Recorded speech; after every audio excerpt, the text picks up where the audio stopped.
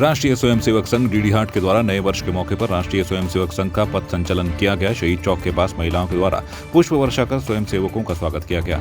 वहीं राष्ट्रीय स्वयंसेवक संघ के क्षेत्र शारीरिक शिक्षण प्रमुख नरेश कुमार विमल, संघ चालक गोविंद खाती, प्रांत के शारीरिक शिक्षण प्रमुख सुनील, डॉक्टर तिलक राज, जिला प्रचारक दीपक, विभाग शिक्षण प्रमुख नवीन शर्मा के नेतृत्व में पथ संचलन किया गया।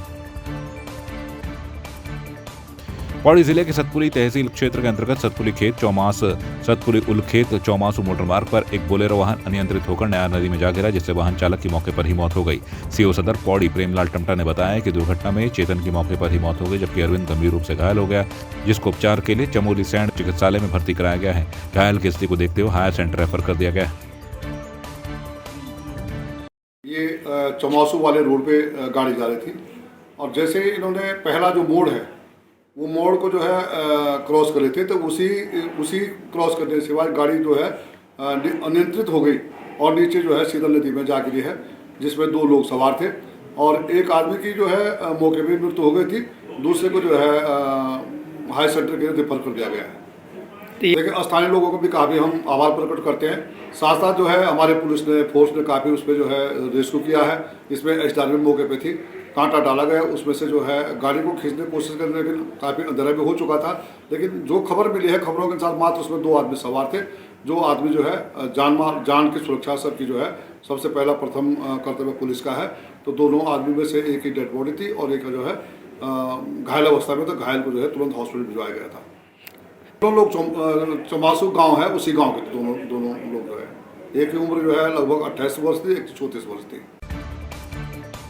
विकासखंड पोखरी के होटल व्यवसायी प्रदीप पुरोहित ने माय सर्कल 11 के माध्यम से एसयूवी कार और 3 लाख रुपए जीते हैं, जिसके बाद पोखरी में सभी लोगों के द्वारा उनको सोशल मीडिया पर ढेरों बधाई दी गई। वहीं इस इनाम के बाद उनके पैतृक गांव चमसिल में खुशी की लहर देखने को मिली। प्रदीप ने कहा, मैंने कभी नहीं सोचा था कि इस मुकाम पर हम पहुंच पाएंगे। अब हम सभी लोगों को धीरे धीरे आशा जगने लगे हैं, किस्मत चमकने में देर नहीं लगती। सर बस डेली की तरह हम ऐसी टीम लगाते हैं और विगत 4 सालों से मैं टीम लगा रहा हूँ। तो अभी 20 तारीख के मैच में दिन का जो मैच चल रहा था महिलाओं का, तो उसमें जो IPL चल रहा है उसमें मैंने अपनी टीम लगाई और बस वहाँ पे किस्मत चमक गई और वहाँ पे मुझे फर्स्ट प्राइज़ मिला 3 लाख और SUV कार। तो काफ़ी खुशी मिल रही है, मुझे विश्वास भी नहीं था और इसके लिए मुझे बहुत बधाइयाँ आ रही हैं। सभी लोगों का बहुत बहुत धन्यवाद जिन लोगों ने मुझे कॉल किया या मैसेज के माध्यम से किया। और इससे हमारी पोखरी क्षेत्र में भी उम्मीद काफ़ी बढ़ गई है, क्योंकि हमें पहले विश्वास नहीं होता था कि कभी हमारा भी आएगा, खाली सुनते थे। लेकिन अब हमारे पोखरी के बीच में मेरा आया है तो लोगों को थोड़ा उम्मीद भी बढ़ी है। शहीद भगत सिंह चौक पर कांग्रेस पार्टी ने महंगाई के विरोध में प्रदर्शन कर प्रदेश सरकार का पुतला फूंका। शहर अध्यक्ष अमित गुप्ता के नेतृत्व में कांग्रेसी कार्यकर्ताओं ने प्रदेश सरकार के खिलाफ जमकर नारेबाजी की और पुतला दहन कर अपना विरोध दर्ज किया। शहर कांग्रेस अध्यक्ष अमित गुप्ता ने कहा कि डबल इंजन की सरकार होने के बावजूद भी बिजली, पानी, सीवर के साथ ही पठन पाठन की सामग्री पर भी टैक्स बढ़ा दिया गया है, जिससे आम आदमी महंगाई से त्रस्त है। साथ ही घरेलू गैस सिलेंडर के दाम भी आसमान छू रहे हैं, जिस कारण गृहिणियों को सबसे अधिक परेशानी का सामना करना पड़ रहा है।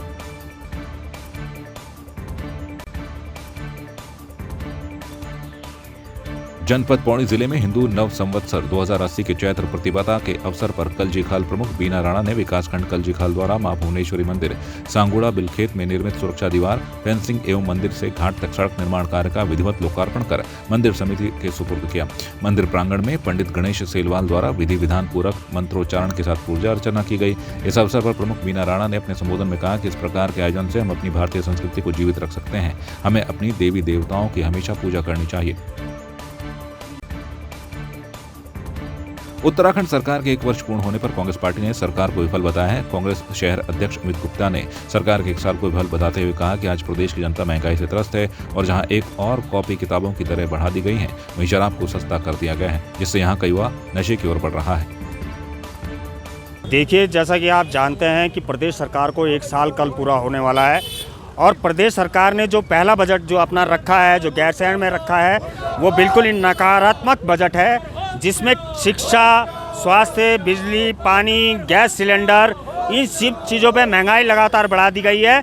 वहीं देवभूमि जैसा प्रदेश, उत्तराखंड प्रदेश, इसमें शराब सस्ती करने की उनकी मंशा साफ दिख रही है कि वो इस प्रदेश को शराब में डुबो देना चाहते हैं और यहाँ के युवाओं को शराब की ओर आगे बढ़ाना चाहते हैं। जहाँ एक और कांग्रेस लगातार महंगाई की लड़ाई को लड़ रही है, वहीं उनका ध्यान भटकाने के लिए वो दूसरी ऐसे मुद्दों को आगे ला रही है। कभी किसी जांच को आगे ले जा रही है, कभी किसी बातों पर आगे ले जा रही है।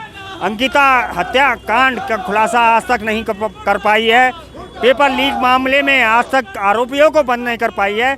तो मैं तो ये कहूँगा कि भाजपा की जो ये सरकार है, जो 1 साल उसका जो कार्यकाल है वो पूरी तरह का विफल कार्यकाल है और जनता इसका जवाब लगातार दे रही है और कांग्रेस उनकी आवाज़ बनकर लगातार इस लड़ाई को आगे लड़ती रहेगी। पूरे प्रदेश में आज करण महाराज जी हमारे जो प्रदेश अध्यक्ष हैं, उनके नेतृत्व में पूरे प्रदेश में आज शराब विरोधी जो नीति है उसके खिलाफ पूरे प्रदेश में पुतला फूंका जा रहा है प्रदेश सरकार का।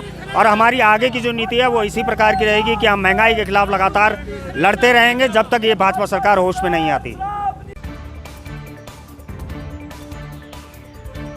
पौड़ी के विश्वविद्यालय प्रतिनिधि अमन कुमार से लोक निर्माण विभाग के अधिशासी अभियंता द्वारा अभद्रता करने के मामले पर विधायक राजकुमार पुरी ने नाराजगी जताई और कहा कि छात्र संघ पदाधिकारी किसी भी दल या पार्टी से संबंध क्यों न रखता हो, उसके कार्यालय में आने वाले हर व्यक्ति के प्रति जनसेवक का व्यवहार हमेशा अनुकूल होना चाहिए। उन्होंने कहा कि यदि अधिशासी अभियंता द्वारा छात्र संघ पदाधिकारियों के साथ अभद्रता की गई है तो उसको लेकर जिलाधिकारी से वार्ता की जाएगी।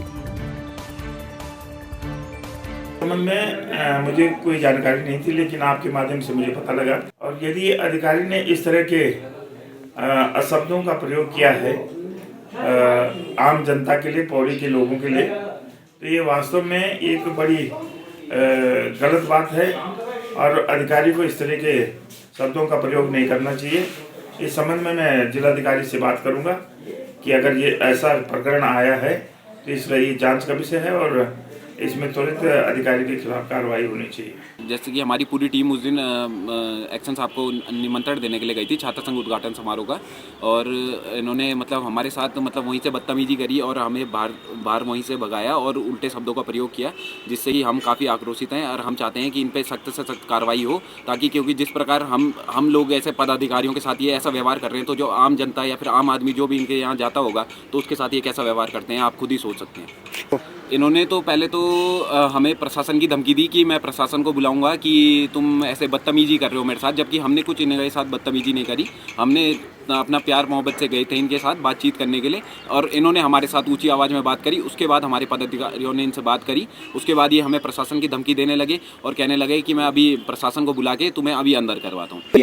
एक तो इन्होंने हमारे साथ के पदाधिकारी हैं, अमन अभी तो मेरे साथ है नहीं, पर उनको इन्होंने भ्रष्ट कहा और हम सभी को इन्होंने कहा कि तुम सब छात्र संघ वाले भ्रष्ट नस्ल के हो। इसमें ऐसा है, छात्र संघ के जो अंकित नौटियाल जी है यहाँ पर वो आए थे, उनके पीछे 4-5 और लड़के थे।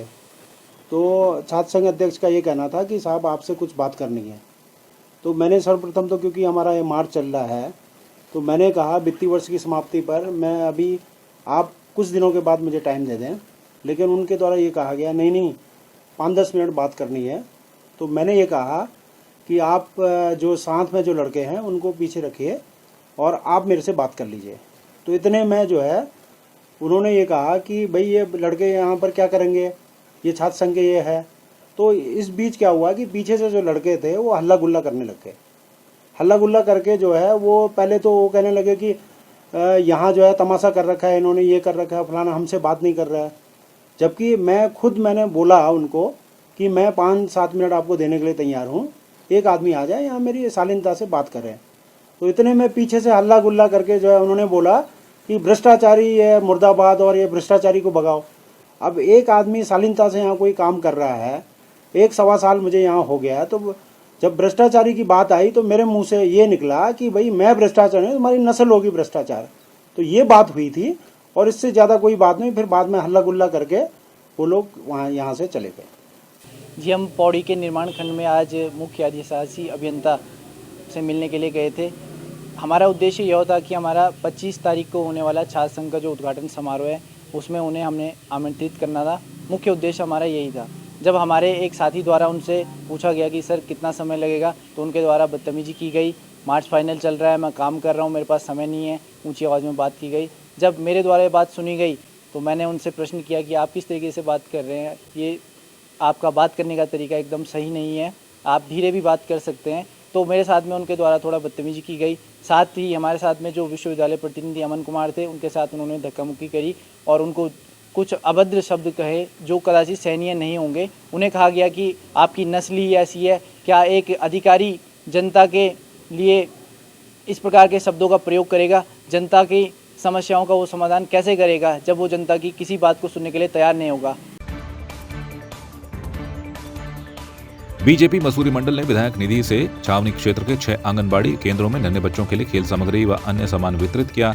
इस मौके पर बीजेपी मसूरी मंडल के अध्यक्ष राकेश रावत और पूर्व मंडल अध्यक्ष मोहन पेटवाल ने कहा कि मंत्री गणेश जोशी हमेशा अपनी विधानसभा के हित के कार्यों को करते रहते हैं। वे सभी का ध्यान रखते हैं, जिसके तहत छोटे बच्चों को जो आंगनबाड़ी में पढ़ते हैं उनके लिए खिलौने व अन्य सामग्री दी गई। माननीय मंत्री जी का हमेशा अपने जनता के प्रति एक विशेष ध्यान रहता है। अभी आपने कुछ समय पहले देखा होगा कि कंबल, सारे प्राइमरी स्कूलों को स्वेटर वितरण, और अब वो आंगनबाड़ी जितने भी मसूरी में आंगनबाड़ी है, आज कैंटीन शुरू हो गया। अब बाद में नगर पालिका में भी जितनी आंगनबाड़ी है सबको सामान दिया जाएगा। वो हर छोटी से छोटी चीज़ें का ध्यान रखते हुए हर क्षेत्र में जिस प्रकार की भी आवश्यकता होती है जनता को वो पूर्ण करते हैं। अभी नीचे भगवंतपुर न्याय पंचायत और सरोना में जितने भी महिला मंगल दल है उनको भी सामग्री बांटी गई। उसी प्रकार विधायक निधि से यहाँ भी सामग्री बांटी गई। उनका हर जो गरीब तबके का बच्चा है उसको किसी चीज़ की कोई कमी ना हो, उसका विशेष ध्यान रखें। आज माननीय जो यहाँ के विधायक हैं श्रीमान गणेश जी द्वारा अपने विधायक निधि से यहाँ पर जो लंडौर कैंट है उसकी जो 6 आंगनबाड़ी केंद्र हैं वहाँ पर जो है खेल से रिलेटेड छोटे बच्चों के लिए सामग्री दी गई है। इसका उद्देश्य ये है कि जो बच्चे हैं यहाँ पर जो खेल के साथ साथ वो जो है उसके साथ में पढ़ाई करेंगे। जहाँ बच्चों का मनोरंजन होता है वहीं उन मनोरंजन के साथ साथ उनको जो है पढ़ाने का भी काम किया जाएगा। इसके लिए हम माननीय मंत्री जी का विशेष आभार व्यक्त करते हैं कि उन्होंने यहाँ पर लंडौर कैंट में इन 6 आंगनबाड़ियों के लिए यहाँ पर ये सामान भेजी आज। मसूरी शिपनकोट के बेघर मजदूरों के धरने का 22वां दिन हो गया है। इस मौके पर पहले नवरात्र को नारी दमन दिवस के रूप में मनाया गया। वहाँ शहीद स्थल से लेकर एसडीएम कार्यालय तक महिलाओं ने थाली बजाकर प्रदर्शन किया, जिसका उद्देश्य प्रदेश सरकार के मुख्यमंत्री और विधायक सहित पालिका अध्यक्ष को जागाना है। उन्होंने जो वादा घर देने का किया है उसे पूरा किया जाए। इस मौके पर एसडीएम के माध्यम से प्रदेश के मुख्यमंत्री को ज्ञापन भी दिया गया। देखिए, जैसे ये माता बहनें हैं, ये मसूरी की और उत्तराखंड की मूल निवासी हैं। ये 3 साल पहले यहाँ पर रोपे के नाम पर, जैसे कि इन माता बहनों को, मजदूर परिवार हैं सारे, दलित परिवार हैं सारे, और उनको रोपे के नाम पर हटा दिया गया। लेकिन नवा रोपे लगा और इनसे वादा किया गया था कि 1 महीने के भीतर जो है आपको घर दे देंगे। लेकिन आज 3 साल तक इनको घर नहीं मिले हैं। और यहाँ के विधायक गणेश जोशी और यहाँ पे जो मुख्यमंत्री हैं श्री धामी जी, इन्होंने वादा किया है कि हम आपको जो है घर दे देंगे, 4 महीने में घर दे देंगे। भूमि पूजन भी हुआ, लेकिन उसके बाद भी जो है आज तक घर नहीं मिला। देखिए जी, सबसे पहले ये हो गया कि आज 3 साल हो गए हैं और 22 दिन से हम जो हैं झोला घर शहीद स्थल पे बैठे हैं। हमारी माता बहनें, हमारे बच्चे वहाँ पे बैठे हैं, मगर ना सरकार की तरफ से ना नगर पालिका की तरफ से कोई इनकी संज्ञान लेने नहीं आया। हमने इस थाली बजाओ अभियान के माध्यम से एसडीएम साहब को ये जताने आए हैं कि कम से कम सरकार सुने तो सही इन गरीब माँ बहनों की। एक तरफ आज जो है हमारे विधायक जी और माननीय अनुज गुप्ता जी जो है देवी पूजन कर रहे हैं। ये देवियाँ तो बाहर हैं, किस देवी की पूजा कर रहे हैं? इन देवियों पे तो अत्याचार कर रहे हैं आप, इनका तो दमन कर रहे हैं, नारियों का दमन कर रहे हैं। आज बीजेपी की बड़ी बड़ी नेत्रियां जो हैं आज जो है नारी शक्ति का वो कर रहे हैं। अरे वो एक नारी होकर इन नारियों की पीड़ा नहीं समझ पा रहे हैं, इन नारियों को पूछने नहीं आ रहे हैं। और किस नारी की बात करते हैं आप? कौन सी नारी की बात करते हैं आप? आपने तो इतना जुल्म ढा दिया इन नारियों पे कि ये जो है आज जो है किसी काबिल नहीं है। इनके सर से छत छीन दिया आपने, इनके मुंह से निवाला छीन दिया आपने, और नारी शक्ति की बात करते हैं आप। ये अपने घर मांग करने के लिए बैठे हैं।